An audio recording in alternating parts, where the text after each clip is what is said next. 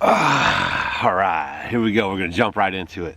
Now, one of the questions, because we live off grid. If you're new around here, maybe you're thinking about living off grid. Maybe you considered it, maybe because of all the crazy going on. Maybe the last 2 years, you kind of were thinking to yourself, wow, I mean, they can shut down food and water and travel and make you stay at home, and maybe that kind of got you thinking in your head a little bit about how much control people have over your life. And you might be thinking, man, I might want to go live off grid and, be responsible for all my own stuff so that no one can basically have a control over me or lord over me. I mean, that could be something that you think about. For some people, it's just the freedom of it. Maybe you want to be debt-free and you want to be a little more intentional with your life, so you could live off-grid doing that too. And for us, it was a spiritual journey, and it was also a food journey. We wanted to grow our own food because the food, I don't know if you guys noticed, but the food is just getting disgusting. You can't even pronounce the ingredients. They're going to try to slip in more synthetic stuff on you guys. They want to start adding bugs into your food, which actually makes you sick if you do your own homework. Anybody talking about eating bugs in the future doesn't know anything about the human body, because you can't do it. It will make you sick. There's lots of different reasons why people want to live off grid. Some people just don't want to be bothered anymore.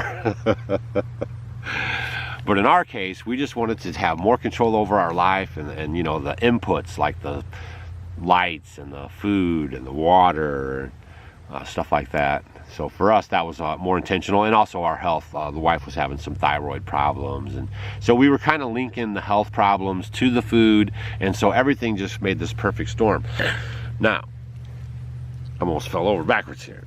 Now, when we went to move off grid, we found 11 acres, and when we were actually going to get an RV, and we were going to move into the RV, and then we were going to figure it out from there. And then I started doing some more homework, and then I thought, wow, I could just build a log cabin. So I sourced some wood out of the forest, I put it through the sawmill, and then I assembled our log cabin that we live in now. We've been there 13 years. And so that's really worked out good for us. But this video is to kind of help you out. You might not be able to do something like that, but probably what a lot of you can do is get an RV. You could probably find a used travel trailer online and pick up a used RV. And I'm going to give you a couple of the benefits that getting an RV for your off-grid adventure to start off and everything, why it's a good idea. Okay, so hang with me here. I'm going to give you some good tips on why this will be a good step for you to ease into the off-grid life, and I'm going to give you also some tips on what it's going to teach you, because these are things that you need to know if you're going to live off-grid. How living in an RV first will help teach you these things. Okay, so let's get busy. The one thing it's going to teach you is about space, right? So most of us are coming out of the city. My wife and I, we lived in a 2,000 plus square foot house. It was huge, 5 bedrooms, upstairs, downstairs, 3 bathrooms, 2 living rooms, right? And most of you guys are doing that. You're choking on that mortgage, going to work every day for that job that you hate, right? Just so you can pay that bill, so you can live the American dream. Yeah, we were there, man. We got trapped in it too. So the first thing that the RV life is going to teach you is space, right? Because when you go to live off grid, you're not going to build some over opulent house with a lot of rooms and extra living rooms and 5 bathrooms. You're going to build something small and functional, something that doesn't require a lot of heat, a lot of electricity. Those are the trick bags we've been put in, right? We've been put in these trick bags. We started off with these small houses. Remember those houses they have? Go look at the old neighborhoods wherever you live. Go find those old neighborhoods. And all the houses were like little small brick houses, and they worked real good to raise the family in. And then the houses started getting a little bit bigger, and a little bit bigger, and a little bit bigger, and a little bit bigger. And guess what else got bigger? The payments. The price got bigger. The money got bigger, the payments got bigger, and the bankers' wallets got bigger. right? So that's one of the trick bags we've been put on and programmed into as we live on the grid, is buying all these big old things that we don't need. You'd be surprised how little space you could actually live in and actually be comfortable in. So that's one of the things that the RV life is going to teach you, is space. This is 27 feet right here. So you have to live your whole life now in 27 feet versus like 2,500 square feet. So that's one thing it's going to teach you. Probably figure that out. The next thing it's going to teach you is about water.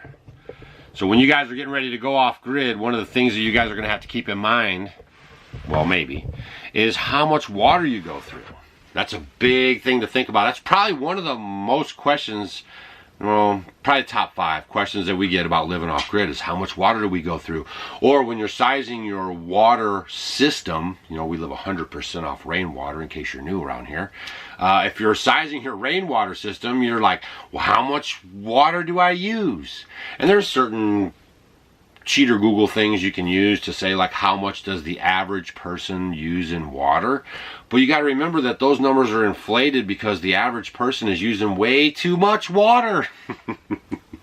Especially like for going to the bathroom, right? We are in America, and most of the civilized world uses water to flush toilets, and it's the most archaic, most wasted or wasteful way to take care of going to the bathroom.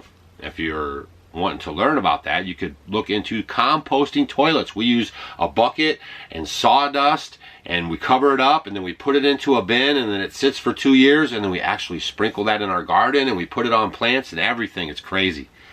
Phew, man, this channel is crazy. But that's definitely one thing that it's going to do, is teach you about the water, because this is a 37-gallon tank. So as you're in here and you're using the water, and 1 day goes by and 2 days goes by, you're doing your dishes, you're going to the restroom, you know, you're gonna put a better finger on how much water you're actually going through on your daily. This is a 37-gallon tank that this RV holds, fresh water. So we can fill it up with 37 gallons, and you know, it's about 4 days worth of water for us, 5 days, because we're super conservative on using water for dishes and all that stuff. Okay, so that's definitely one thing that the RV life is going to teach you about, is your water consumption off grid. And if you're not going to live, you know, 100% off rainwater, you could have a well maybe on your property, but just don't have it in your mind that wells don't go dry, because wells do run dry. It might not be a big thing in a lot of places,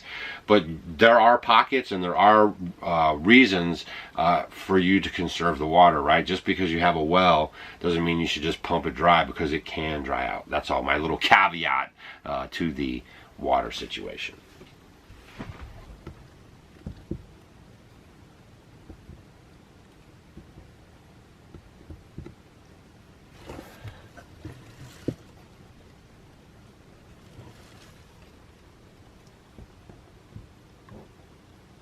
Next thing the RV life can teach you about is your solar usage. How much solar power you're going to require, if that's what you're into, on your off-grid property. Now, if you've been following our channel for a while, you know that we live 100% off-grid with no solar power.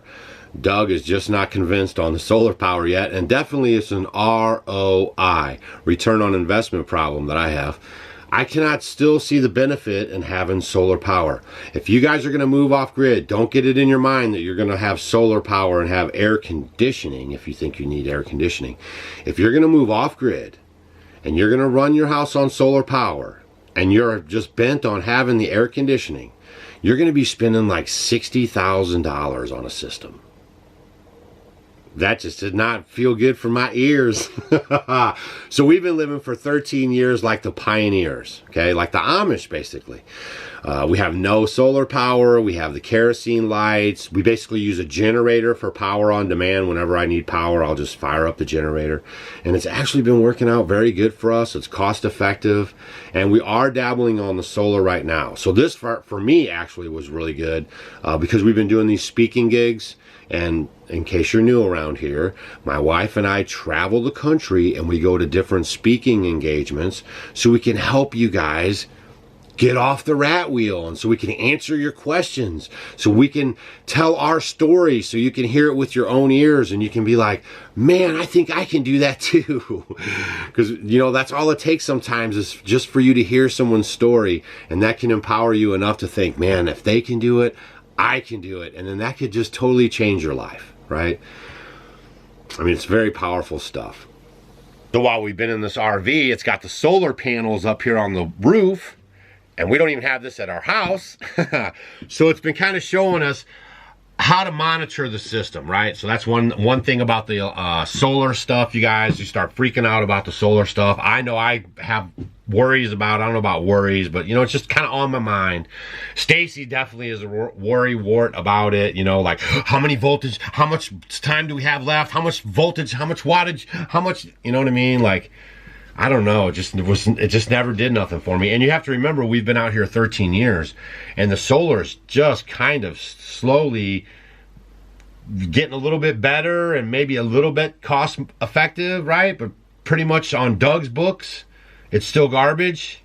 It's still no ROI, return on investment. So, I mean, that's still a big problem for me. I am working with a company right now. They're doing a great job guiding me through everything. I got videos coming up right now that I'm working on, putting in the new system, and I'm going to put a new system in up at the barn, and I'm going to walk you guys through the whole thing, and then you guys just make your own decisions about it. I'm not your solar spokesman, but I'm going to use it, and I'm going to put it in, and I'm going to tell you guys so truthfully how it works. A lot of these videos, they show you stuff, and they never revisit it. They never be like, man, that turned out to be junk, right? So that's what I always want to be totally 100% honest with you guys on what's going on. And that's why when I installed the solar in the first half, the first system we got, I wanted to see it in action. I wanted to put it in. I was kind of documenting it, but I also want to make sure I'm watching out for you guys. I do not want to bring you guys companies or any kind of shady, slim shadies, anybody that's going to monkey business you around, okay? Whenever I give you guys a link and I say this is the stuff, most of the times we're not even affiliates, but if I do that, just know that we've vetted this stuff and we take this stuff very seriously, that we do not want any one of you guys getting ripped off or taken advantage of. So just please know that. That's totally in my heart, 110%. So the solar system has been kind of interesting for us because we don't really mess with it, and we're learning now, you know, how to watch for the watts coming in. We're learning now how much electricity does a little bitty refrigerator use, right? So that's what we're learning too. These little refrigerators now, they have them so energy efficient, they're dialed in pretty good, so barely draws any electricity. The heater in this unit here probably draws the most electricity when it kicks on and off. That's probably our biggest drain on the whole system, right? So definitely getting a RV, some of them, most of them now have solar on them. Or you could retrofit an older unit with just a couple of panels and an inverter and everything. You'd probably get out of that for $1,500 or $2,500 or something like that, $3 grand-ish. And then you can start, you know, monitoring your stuff, getting used to it before you actually put it into your new forever off-grid home. One of the other advantages about having an RV is to actually travel the country and see where you actually want to set up your homestead, right? Your off-grid homestead, if that's what you're after, or your off-grid life, because every state has different rules and regulations. Every state has different temperatures. I mean, there's just so much to take into account. So one thing too about the RV is that it allows you a little freedom to move about the country so you can find an area that works good for you. Now, Stacy and I, we already knew where we were gonna live. We didn't wanna move out of our state. Our state's really conducive on off-grid living and homeschooling and open carry and constitutional rights, and so we didn't want to leave that. We have 4 seasons. We get 40 inches of rain. That's another thing you guys want to think about when you're getting ready to go set up your off-grid place, right? You want to just put into consideration how much rainfall you get.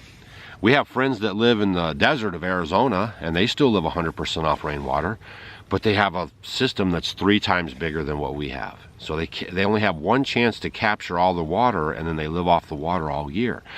So you'll have to take that into mental note when you're setting up your homestead, that you have to make your system 3 times bigger to hold more water at one time. For us, 1,500 gallon tanks, 2 of them, 3,000 gallons, works really well because we get enough water that we're always turning that over. We never run out of water. And so that's just something that you have to consider when you're gonna set up your off-grid place. That's it really. We're traveling right now. Stacy's going to talk at a woman's retreat. And she lives the life of Riley. I get to chauffeur her around and stuff. And while we've been kind of on our little journey here, we're at our friends here in Kentucky, Amish friends. So this is just a real quick little, you know, just something to kind of get your mind thinking on a way that you can break free from the system, right? And get out of that crazy mortgage. You know, the best way to get out of that mortgage payment is sell your house. I don't know, a lot of people get caught up on that. It clicked right in my mind. We had a mortgage payment and we were paying it. It was heavy duty. And man, it wasn't like I just didn't think in my mind, I can't move anywhere. We have a mortgage payment. I put a for sale sign in the yard. I mean, we sold the house. We took the little, you know, equity that we had there, and we sold all of our other stuff inside the house. Can you imagine? We sold 2 couches, 2 love seats, 2, you know, the beds, the everything. We sold everything except for the silverware and a futon, which is a couch that turns into a bed, and a coffee table. That's what we left with. And maybe some clothes and a few other little things. But man, we really scaled back, which freed up some money so we can invest in our future. So if you guys just maybe develop a philosophy of how can I instead of I can't, that'll go a long way. So hit that thumbs up on the way out today if you guys got some information. Make sure you subscribe to our channel. I know we're kind of missing some videos here and there. We're super duper busy, but we're going to get back to making these daily videos or every other day videos for you guys to help you guys, you know, navigate this crazy that we're going through. Please, please, please, don't get lazy because we just had these midterms, because their plan's not going away, you guys. I'm just here to tell you. And then I have more explanations too about the RV life coming up on future videos, because if you guys watch the last 2 years and the way they're wanting to limit your freedoms of movement, that's this whole electric car thing is a big scam to limit your movement. But you might want to get out and see the country while you can. And I have grandkids, and I fear that my grandkids will never be able to see some of the places that I've seen in this great country. So another reason why to have an RV, maybe you can get out and see this great country. All right, so make sure you're subscribed to our channel. Hey, leave a comment down below. Have you thought about getting into an RV and living off grid, traveling around to try to find a spot? Or maybe you found a spot and you're thinking, man, could I live in an RV? One thing you want to think about too, if you're in the cold areas, you want to get an RV that can handle 4 seasons. You don't want to be freezing inside of your RV and creating dangerous conditions.